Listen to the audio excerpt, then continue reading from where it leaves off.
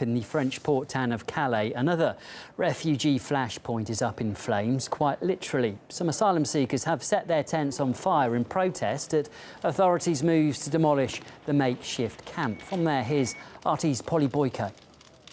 Well, this is what part of the south side of the Calais jungle looks like, and those living just metres away are thinking about where to go next. Many refugees here are still desperate to get to Britain. That's why they're refusing accommodation in official asylum centres, where they fear they'll be forced to claim asylum in France. So they're moving, but they're not moving far. Other side, but I don't know. You're looking for a new place? Yeah. So far, the government has only ordered the eviction of one half of the jungle, the south side. That is everything to my left.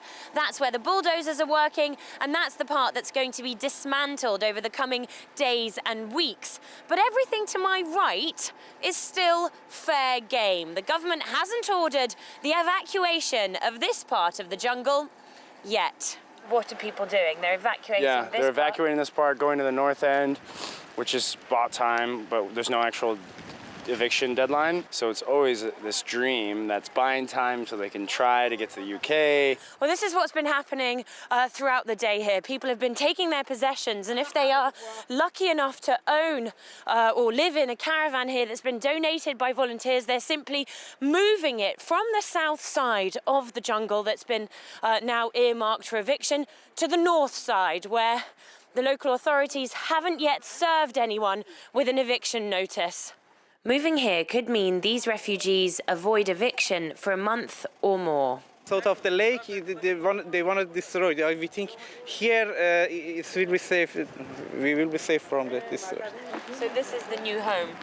new area, yes. But we know, just we have it time for maybe 1 month. These people exist. They are not going to just disappear if you remove the shelters. But local officials have been keen to remind the scores of journalists now roaming the camp just how well they're doing. Since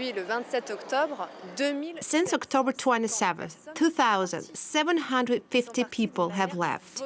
They have left voluntarily. These bulldozers are working against the backdrop of an ever angrier local population. Buses full of locals led by Calais' mayor are heading to Paris next week to protest against the crisis they say is engulfing their town. It's part of the reason authorities here are under pressure to show that they're cracking down on the now infamous tent city. But it's a problem that appears to be moving rather than going away. Polly Boyko, RT, Calais.